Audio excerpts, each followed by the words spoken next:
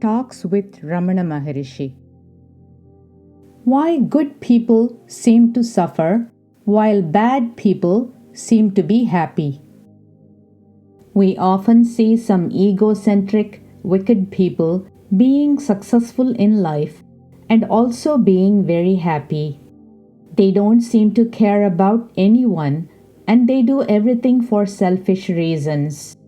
But they don't seem to have any woes, troubles, or diseases. They seem to be enjoying life to the fullest. At the same time, we see really good people suffering and not being successful in their ventures. These people are righteous and are kind and loving to others, and yet they seem to encounter a lot of problems and troubles in life. This is puzzling and baffling for many people. It sometimes makes a person wonder if there is anything beneficial to them in the worldly sense for being a good and righteous person. We look for rational explanations, but none is satisfying. Fortunately, we come across the teachings of Ramana Maharshi about this. He offers explanations for this that not only make sense, but also frees the mind from restlessness, confusion, and hopelessness. Moreover, it changes the course of our life in the right channel and makes it better. Here are some of Ramana Maharshi's teachings on this baffling topic. A conversation. Maharshi.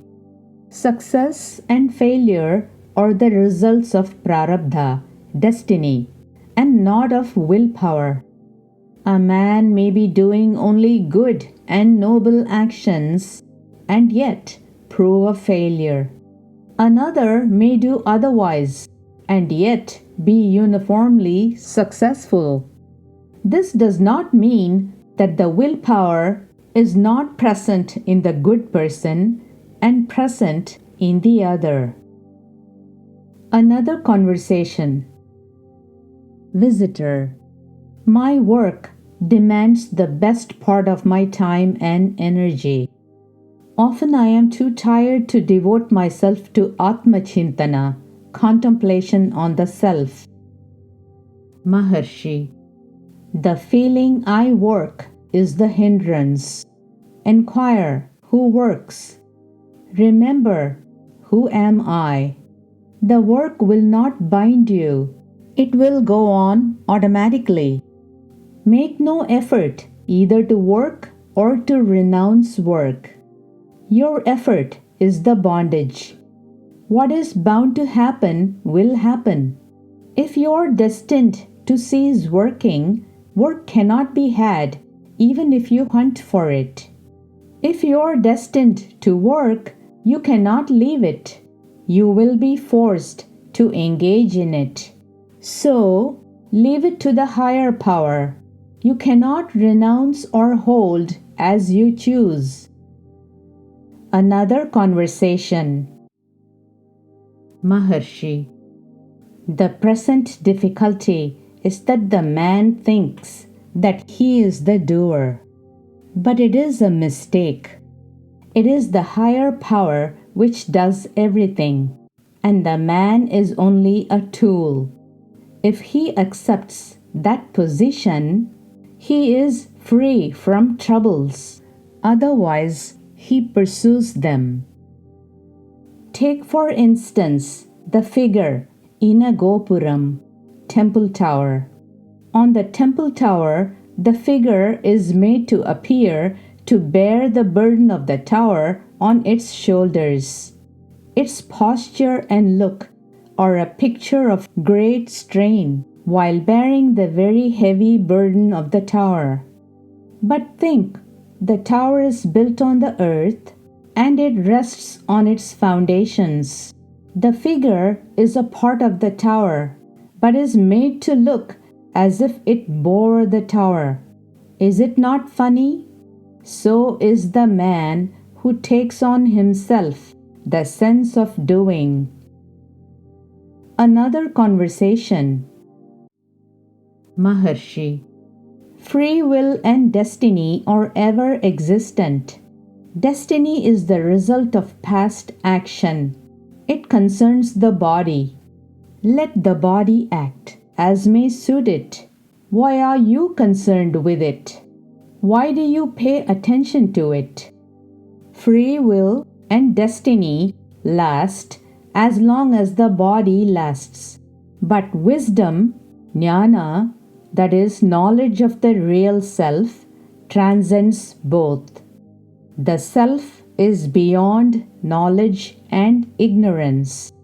Should anything happen, it happens as the result of one's past actions, divine will, and of other factors.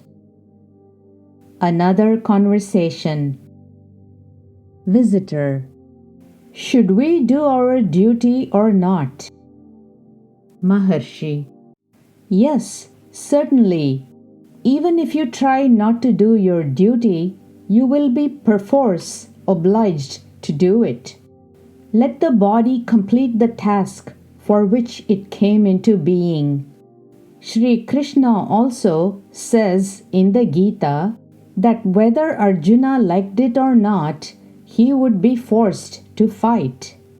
When there is work to be done by you, you cannot keep away.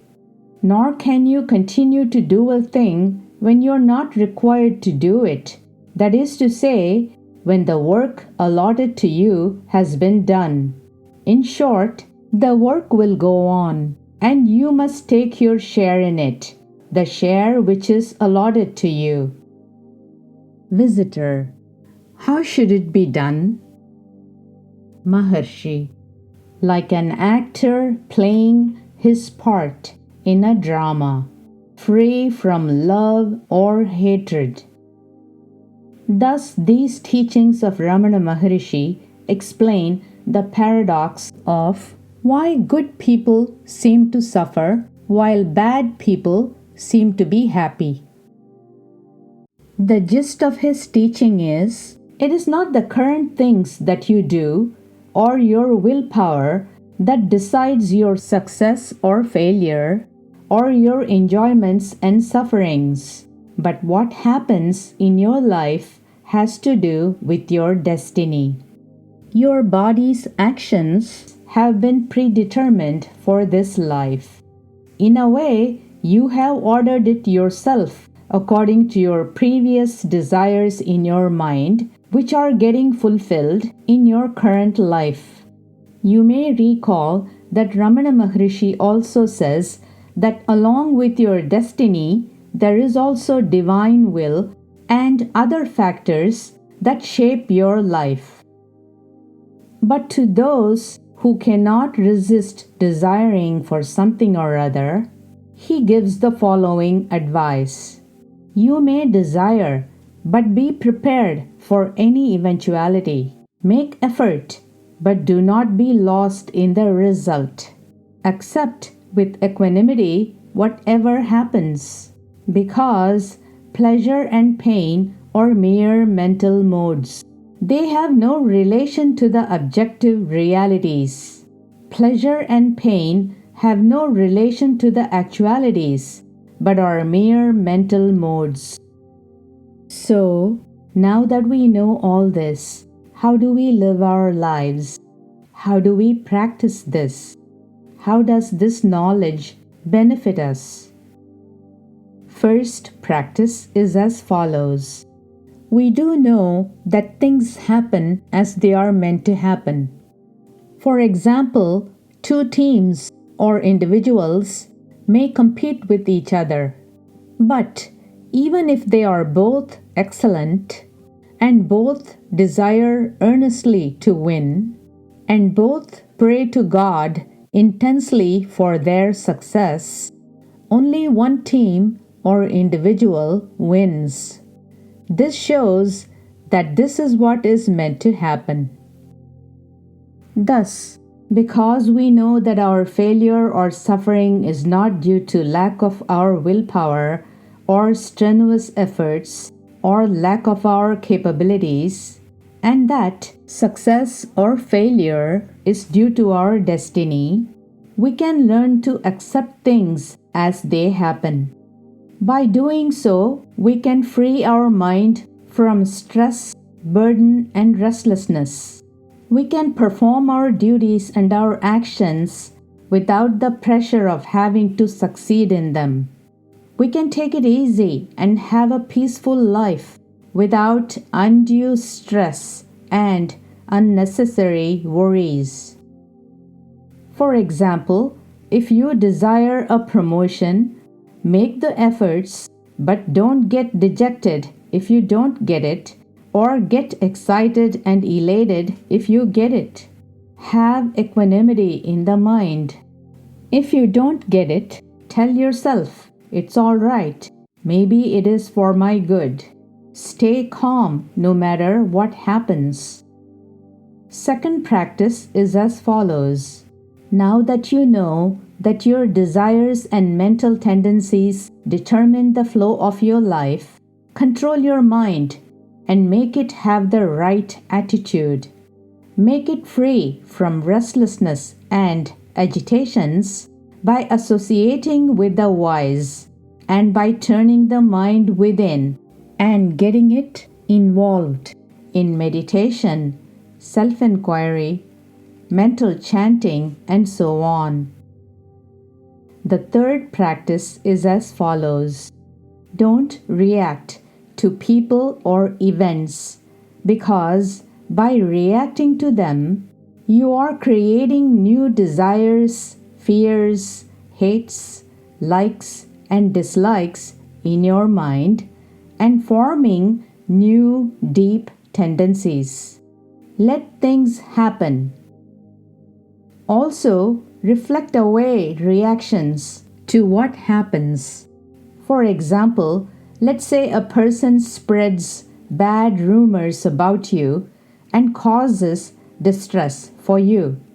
Just do what you have to do to correct the rumors the best way you can, but don't try to take revenge or get even with the evil person.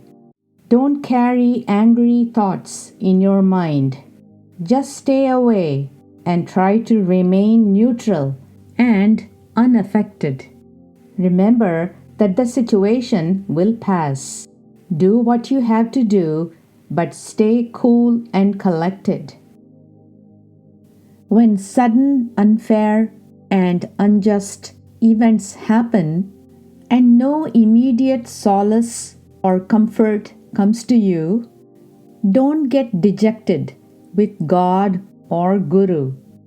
Ramana Maharshi says, God or Guru never forsakes one who has surrendered. He also says that evil people are also gurus to us. By their evil deeds, they say, do not come near me. So, when troublesome things happen to us, we should remember this and trust God or Guru with the strong faith that what happens to us is eventually for our own good, even though it may not appear to be so now. The final practice is turn your mind inward and inquire within. Dive deep in your mind. Inquire, who am I? And deeply contemplate on the real self. This will not only give peace in the mind and make it strong, you will also be not affected by life's happenings. You will be unperturbed by people and events. Events will just pass by you without affecting you deeply and thereby causing a dent in your life. Ramana Maharshi also says that even a partial surrender to God or Guru, who are in fact one and the same, can undo one's destiny. These are the ways to practice Ramana Maharshi's teachings. So first we covered the question as to why some good people suffer while some bad people seem to be happy. We got the knowledge about this from Ramana Maharshi. We also covered some of the practical applications of this knowledge in life. It is wisdom to follow the teachings of Ramana Maharshi and lead a fulfilling, happy, peaceful life.